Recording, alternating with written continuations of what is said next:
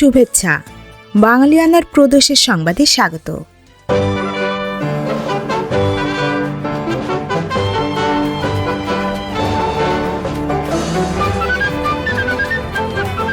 পুরো বিজয়ের মাস জুড়ে দেখুন বাঙালিয়ানার বিশেষ আয়োজন।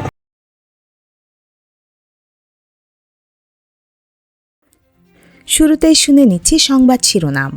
স্মরণকালের সবচেয়ে বড় জনসমাগমের মাধ্যমে সাবেক প্রধানমন্ত্রী বেগম খালেদা জিয়ার শেষকৃত্য সম্পন্ন। চলতি বছর মব সন্ত্রাসের রেকর্ড মৃত্যু ছাড়িয়ে গেছে আগের বছরকেও, বেড়েছে সাংবাদিক নিপীড়নও। এবার অন্যান্য সংবাদের সঙ্গে বিস্তারিত। আল্লাহু আকবার। আসসালামু আলাইকুম ওয়া রাহমাতুল্লাহ। আসসালামু আলাইকুম ওয়া রাহমাতুল্লাহ। সাবেক প্রধানমন্ত্রী ও বিএনপির চেয়ারপারসন বেগম খালেদা জিয়ার শেষকৃত্য সম্পন্ন হয়েছে। তাকে রাষ্ট্রীয় মর্যাদায় সাবেক প্রেসিডেন্ট জিয়াউর রহমানের কবরের পাশে দাফন করা হয়। সেনাবাহিনীর একটি গান ক্যারেজে সংসদের দক্ষিণ প্লাজায় রাখা হয় খালেদা জিয়ার মরদেহ। তিনি 3 বার এই সংসদে সংসদ নেতা ও 2 বার বিরোধী দলীয় নেতার দায়িত্ব পালন করেছেন। বেলা 3টা পর্যন্ত মানিক মিয়া এভিনিউয়ের আশপাশ বিজয় সরণি, খামারবাড়ি, কারওয়ান বাজার, ফার্মগেট, শাহবাগ, মোহাম্মদপুর পর্যন্ত লোকে লোকারণ্য হয়ে ওঠে। অভিজ্ঞরা বলছেন, এটিই সম্ভবত দেশের ইতিহাসের বৃহত্তম শেষকৃত্য অনুষ্ঠান। বিএনপি চেয়ারপারসন খালেদা জিয়ার জানাজা স্থলে উপস্থিত হয়ে সবার কাছে মায়ের জন্য দোয়া চান তার ছেলে তারেক রহমান। এই রাষ্ট্রীয় শেষকৃত্যে অংশ নিতে উপস্থিত ছিলেন ভারতের পররাষ্ট্রমন্ত্রী এস জয়শঙ্কর, পাকিস্তানের উপপ্রধানমন্ত্রী পররাষ্ট্রমন্ত্রী ইসাক দার, দেশটির স্পিকার আয়াজ সাদিক, নেপালের পররাষ্ট্রমন্ত্রী বালানন্দ শর্মা, ভুটানের পররাষ্ট্রমন্ত্রী ও বৈদেশিক বাণিজ্য মন্ত্রী লিওনপো ডি.এন ধুঙ্গেল, মালদ্বীপের উচ্চশিক্ষা, শ্রম ও দক্ষতা উন্নয়ন বিষয়ক মন্ত্রী ড আলী হায়দার আহমেদ সহ বিভিন্ন দেশের কূটনীতিক ও প্রতিনিধিরা। চলতি বছরের অন্যতম গুরুতর মানবাধিকার লঙ্ঘন ছিল মব সন্ত্রাস করে গণপিটুনিতে হত্যাকাণ্ড। এবছরের জানুয়ারি থেকে ডিসেম্বর পর্যন্ত মব সন্ত্রাসে কমপক্ষে 197 জন নিহত হয়েছেন। এর আগের বছর মব সন্ত্রাসের শিকার হয়ে নিহত হন অন্তত 128 জন। 31 ডিসেম্বর সকালে 2025 সালের মানবাধিকার পরিস্থিতি নিয়ে আইন ও সালিশ কেন্দ্রের এক পর্যবেক্ষণে এসব তথ্য জানানো হয়। আজকের তথ্যানুযায়ী অন্তর্বর্তী সরকারের সময়কালে কমপক্ষে 293 জন নাগরিক মব সন্ত্রাসের শিকার হয়ে নিহত হয়েছেন। মব সন্ত্রাস করে নারী, পুরুষ, ধর্মীয় সংখ্যালঘু ও প্রান্তিক অনেক মানুষকে নির্মমভাবে হত্যা করা হয়। এছাড়া মুক্তিযোদ্ধা, বাউল সম্প্রদায়ের মানুষসহ অনেক মানুষকে হেনস্থা করা হয়েছে, মারধর, জুতার মালা পরানোর ঘটনা ঘটেছে।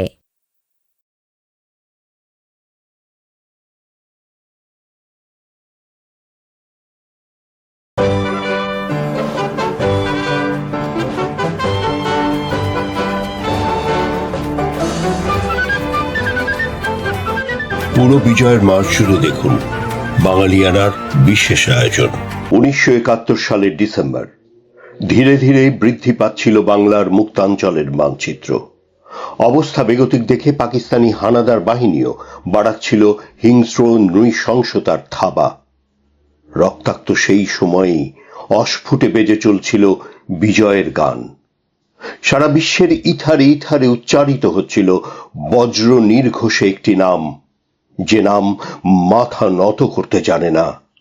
রক্ত স্নাত সে নাম বাংলাদেশ।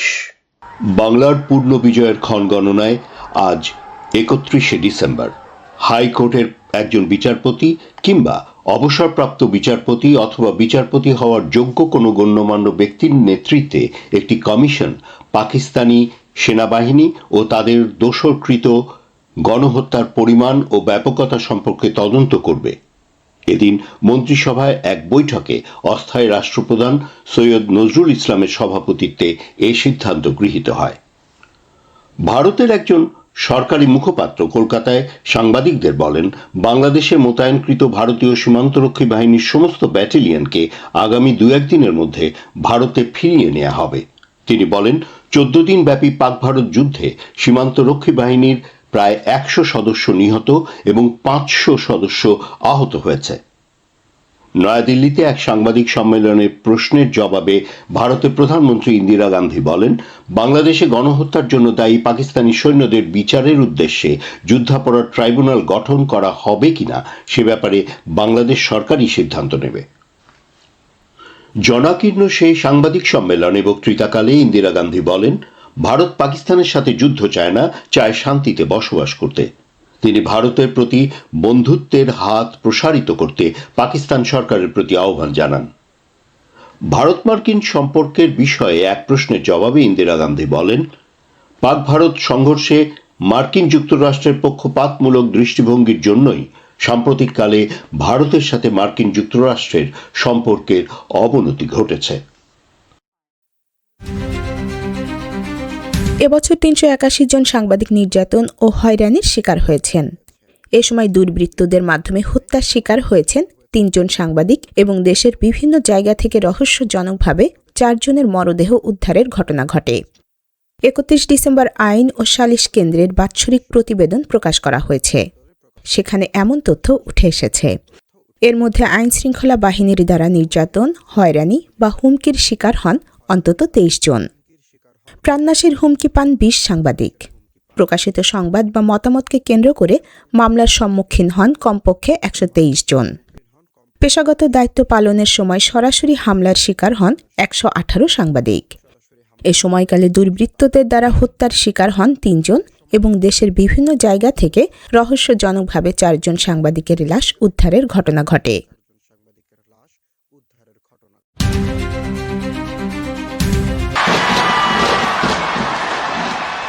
বিশ্বের প্রথম দেশ হিসেবে ২০২৬ সাল বরণ করেছে প্রশান্ত মহাসাগরের দ্বীপরাষ্ট্র কিরিবাতি। গ্রিনিচ মান সময় যখন ১০টা, তখন কিরিবাতির কিরিমাটি বা ক্রিসমাস দ্বীপে ঘড়ির কাঁটা গড়ায় রাত ১২টায়। দেশটির অন্যান্য অংশেও এর ঘণ্টা খানিক পর উদযাপন শুরু হয়। কিরিবাতি প্রশান্ত মহাসাগরের ৩৩টি দ্বীপ নিয়ে গঠিত। কিরিবাতির পর খ্রিস্টীয় বর্ষবরণ করে নিউজিল্যান্ড, সামোয়া ও টঙ্গা। গ্রিনিচ মান সময় ১১টায় নিউজিল্যান্ডের ওয়াকল্যান্ডের স্কাই টাওয়ারে রঙিন আতশবাজি প্রদর্শনীর মাধ্যমে বর্ষবরণ শুরু হয়। অস্ট্রেলিয়ার সিডনিতে প্রতি বছর মধ্যরাতের মূল মুহূর্ত উদযাপিত হয় হারবার ব্রিজে বার্ষিক আতশবাজি প্রদর্শনীর মাধ্যমে। পাশাপাশি ফ্যামিলি ফায়ারওয়ার্ক শো চলে বিদায়ী বছরের শেষ ৩ ঘণ্টা জুড়ে।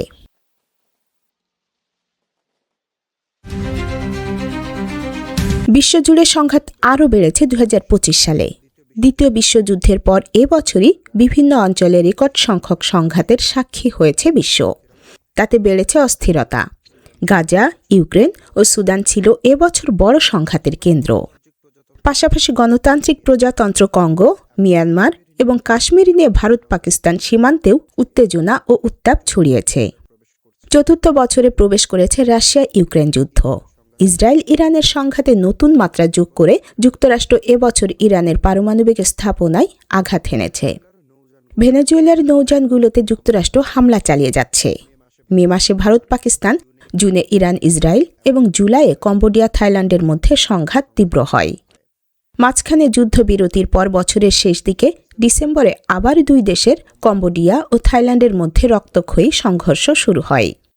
Bangladesh, Armenia, Bulgaria, DR Congo, Ecuador, France, Georgia, Germany, Haiti, Peru, Somalia ও দক্ষিণ কোরিয়া এবছরও ছিল অভ্যন্তরীণ সংকটে জর্জরিত।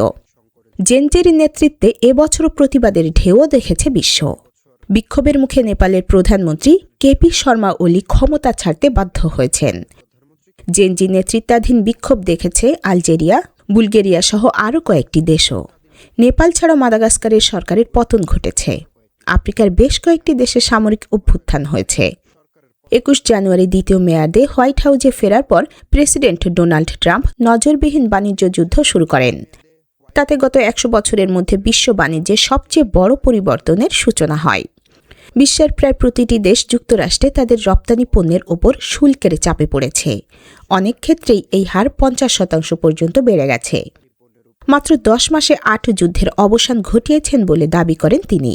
এর মধ্যে ট্রাম্প ইরানের পারমাণবিক হুমকি ধ্বংস, গাজার যুদ্ধে শান্তি প্রতিষ্ঠা এবং মধ্যপ্রাচ্যে ৩,০০০-এর মধ্যে প্রথম শান্তি আনার দাবি করেছেন।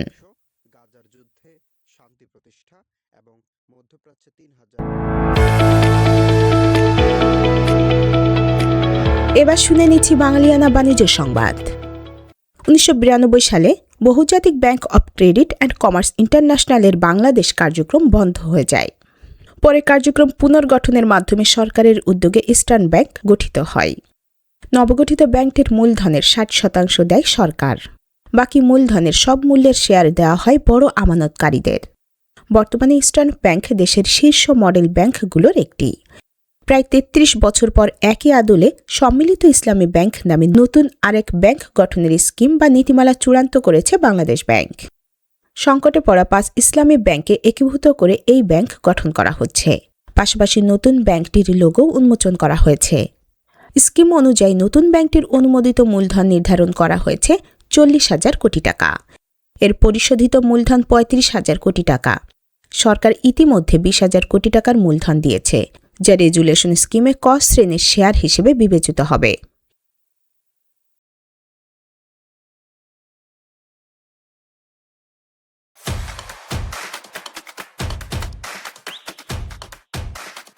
এবার শুনে নিচ্ছি বাঙালিয়ানা ক্রীড়া সংবাদ। গুরুতর অসুস্থ হয়ে হাসপাতালে ভর্তি অস্ট্রেলিয়ার সাবেক টেস্ট ব্যাটসম্যান ডেমিয়ান মার্টিন। মেনিনজাইটিসে আক্রান্ত হয়ে বর্তমানে কৃত্রিম কোমায় রয়েছেন তিনি।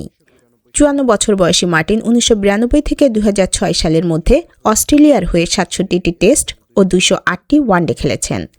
গত সপ্তাহে বক্সিং ডের দিন অসুস্থ হয়ে পড়ার পর তাকে হাসপাতালে নেওয়া হয়। বাঙালিয়ানা প্রদেশের সংবাদ শেষ হলো। ধন্যবাদ।